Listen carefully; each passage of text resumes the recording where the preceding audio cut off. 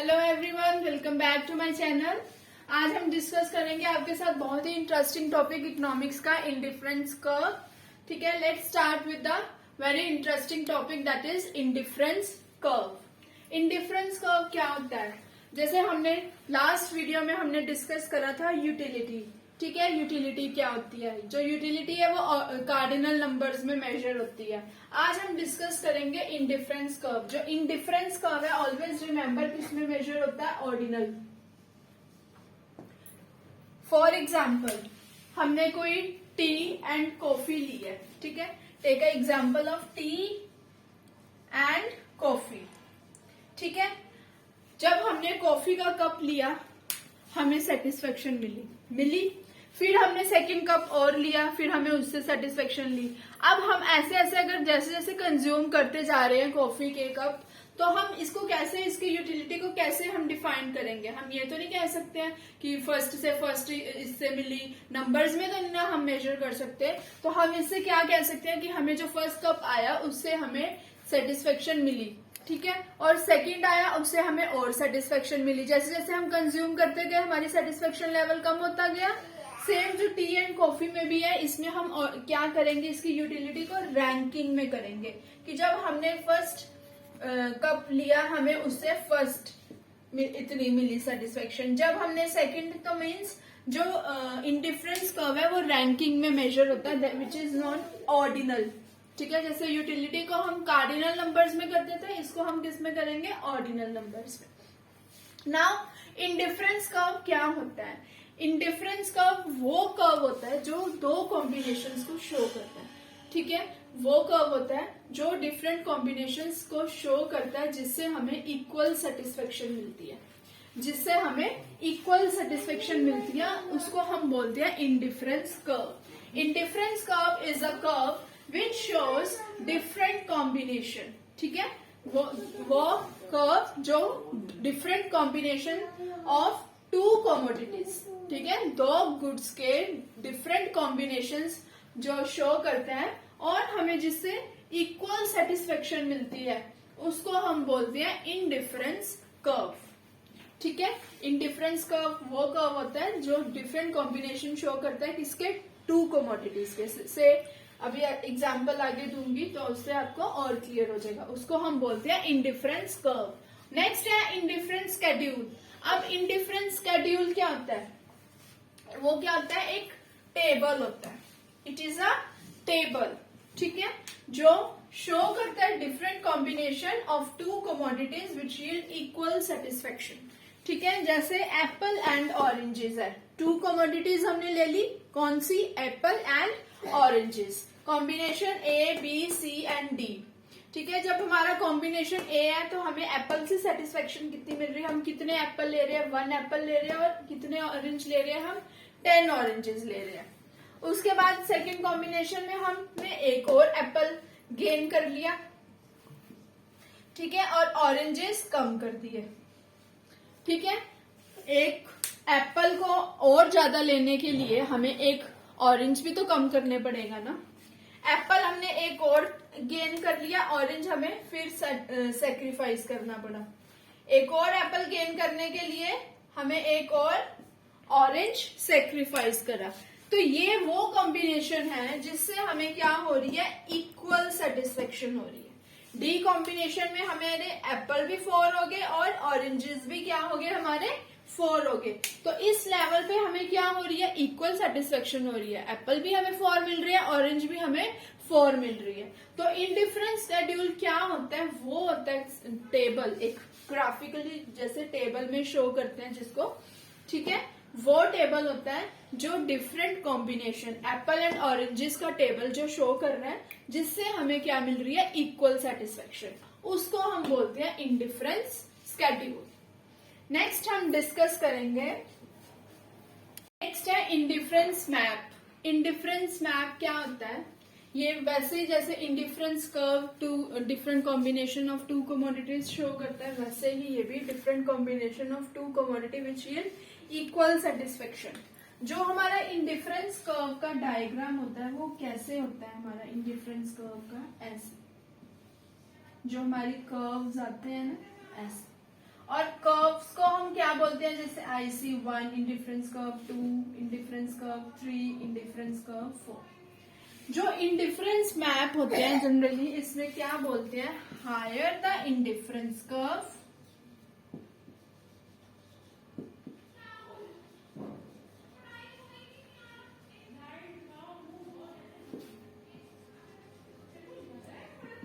higher the level of satisfaction.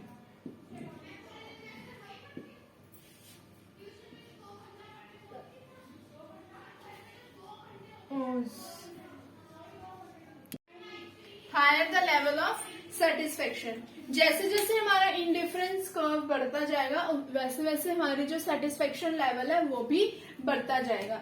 जो हमारा first indifference curve है उससे हमें इतनी सेटिस्फेक्शन मिल रही है, उसके बाद सेकंड से हमें इतनी मिल रही है, थर्ड से हमें इतनी मिल रही है एंड फोर्थ से हमें इतनी मिल रही है। मीन्स जैसे जैसे हमारा इंडिफरेंस कर्व बढ़ता जा रहा है हमारा सेटिस्फेक्शन लेवल भी क्या है, बढ़ता जा रहा है। तो उसको हम क्या बोलते हैं, indifference map. Indifference map generally क्या शो करता है, हमें डिफरेंट कॉम्बिनेशन शो करता है टू कमोडिटीज के, जिससे हमें क्या मिलती है, equal satisfaction. You have to remember this line that जैसे जैसे हमारे इंडिफरेंस कर्व बढ़ता जाएगा हमारा सेटिस्फेक्शन लेवल भी इंक्रीज होता रहेगा। Higher the indifference curve, higher the level of satisfaction. अब नेक्स्ट हम मोस्ट इंपॉर्टेंट टॉपिक डिस्कस करेंगे जो जनरली पेपर में आ जाता है। नेक्स्ट है जो बहुत इंपॉर्टेंट टॉपिक है, that is law of diminishing marginal rate of substitution. Substitution word से ही क्लियर हो रहा है कि जैसे सब्सटीट्यूट गुड्स थे कि which can be substitute for each other, एक गुड्स की जगह हम दूसरा गुड को यूज करना, उसको हम बोलते हैं सब्सटीट्यूट। ऐसे ही मार्जिनल रेट ऑफ सब्सटीट्यूशन क्या होता है कि ये वो रेट होता है eight which consumer can substitute one good for another. ठीक है, जैसे टी और कॉफी है, टी की प्राइस ज्यादा हुई तो we will go for coffee. वैसे ही उसमें मार्जिनल रेट ऑफ सब्सटीट्यूशन में क्या रहा है वो कि जैसे कंज्यूमर ने सब्सटीट्यूट करा one good for another without changing the level of satisfaction, कि सेटिस्फेक्शन लेवल जो है वो चेंज नहीं हो रहा। जैसे एप्पल एंड ऑरेंजेस की एग्जाम्पल हमने पहले भी करी थी, ठीक है, और कॉम्बिनेशंस हमने लिए थे जैसे A, B, C and D। और कॉम्बिनेशन A में हमने एप्पल कितना लिया 1, ऑरेंज हमने कितना लिया 10, और B में हमने एक और एप्पल गेन करने के लिए हमने ऑरेंज छोड़ दिए। ठीक है, उसके बाद 3 एक और एप्पल गेन करा हमने और ऑरेंजेस सेक्रीफाइस कर दिए, एक और एप्पल गेन करने के लिए हमने करा, ठीक है, लॉस्ट ऑरेंज। तो इस लेवल पे मैंने आपको बताया था कि हमें क्या मिल रही है, इक्वल सेटिस्फेक्शन। तो मार्जिनल रेट ऑफ सब्सटीट्यूशन क्या हुई हमारी कि वो जो जहां पे कंज्यूमर क्या कर रहा है, एक एप्पल को ज्यादा लेने के लिए ऑरेंजेस का ऑरेंजेस कम करी जा रहा है, तो जिससे जो उसका सेटिस्फेक्शन लेवल है वो क्या है, इक्वल है। उसकी सेटिस्फेक्शन लेवल पे कोई चेंज नहीं आ रहा, 4 ही वो एप्पल ले रहा है और 4 ही वो ऑरेंजेस ले रहा है। उसका जो सेटिस्फेक्शन लेवल है दैट इज रिमेन सेम, कुछ भी चेंज नहीं है, तो उसको हम बोलते हैं मार्जिनल रेट ऑफ सब्सटीट्यूशन। इसके बाद आगे डिस्कस करेंगे हम constant marginal rate of substitution, increasing marginal rate of substitution and diminishing marginal rate of substitution. First हम डिस्कस करेंगे constant marginal rate of substitution हम डिस्कस करेंगे। Constant marginal rate of substitution क्या होता है कि वो जो चेंज क्या आ रहा है हमारा कांस्टेंट आ रहा है, इक्वल आ रहा है हमारा जो चेंज, उसको हम बोलते हैं कांस्टेंट। जैसे मैंने पहले भी एग्जांपल लिया एप्पल एंड ऑरेंजेस की, ठीक है, तो एप्पल हमें एक एप्पल लेने के लिए हमने ऑरेंज कितना लिया, 10 लिया, एक हमने और एप्पल लिया, ऑरेंज हमने एक और कम कर दिया, ठीक है, तो एक और एप्पल गेन करा हमने, ऑरेंज एक और कम कर दिया, एप्पल एक और लिया, ऑरेंज हमने कम कर दिया, तो हमारा मार्जिनल रेट ऑफ सब्सटीट्यूशन क्या हुआ, इक्वल आ रहा है हर लेवल पे 1:1 1:1 1:1, ठीक है। एक हम एप्पल गेन करते जा रहे हैं और एक हम ऑरेंज लॉस्ट करते जा रहे हैं, एक एप्पल गेन करा, एक ऑरेंज लॉस्ट करा, एक एप्पल गेन करा, एक ऑरेंज लॉस्ट करा, तो इस लेवल पे जो हमारी मार्जिनल रेट ऑफ सब्स्टिट्यूशन है वो क्या है, कांस्टेंट है, कुछ चेंज नहीं आ रहा। तो इसको हम क्या बोलेंगे, हमारी constant marginal rate of substitution. तो इस जो पॉइंट पे डायग्राम कैसा होएगा हमारा,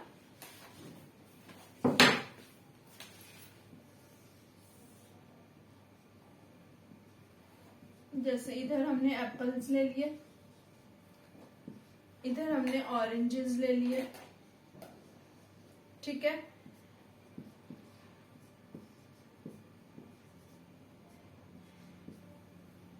करना है तो ये हमारा कॉम्बिनेशन हमने ले लिया। इस साइड हमने ऑरेंजेस लिए, इस साइड हमने एप्पल्स लिए। तो एक एप्पल गेन करा और एक हमने क्या लॉस्ट करा, ऑरेंजेस। उसके बाद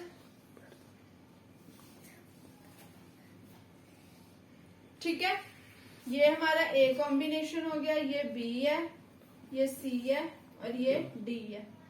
तो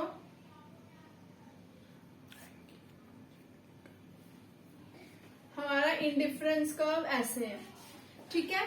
तो जब ए टू बी आ रही है तब भी 1 चेंज आ रहा है, जब बी टू सी आ रहा है तब भी 1 चेंज है, सी टू डी तब भी 1। मीन्स चेंज क्या है, जो हमारा कांस्टेंट इक्वल है, कहीं ज्यादा कम नहीं हो रहा, सेम आ रहा है, हमारा इक्वली आ रहा है, 1:1, 1:1, 1:1। तो हम इसको क्या बोलेंगे, constant marginal rate of substitution. तो ये है इसकी हमारी डायग्राम।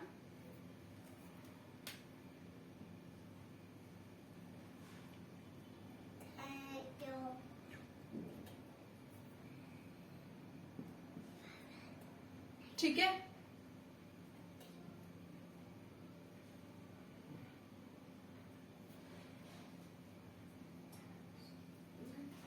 ये है हमारी डायग्राम कि constant marginal rate of substitution की। इसके बाद हम डिस्कस करेंगे increasing marginal rate of substitution.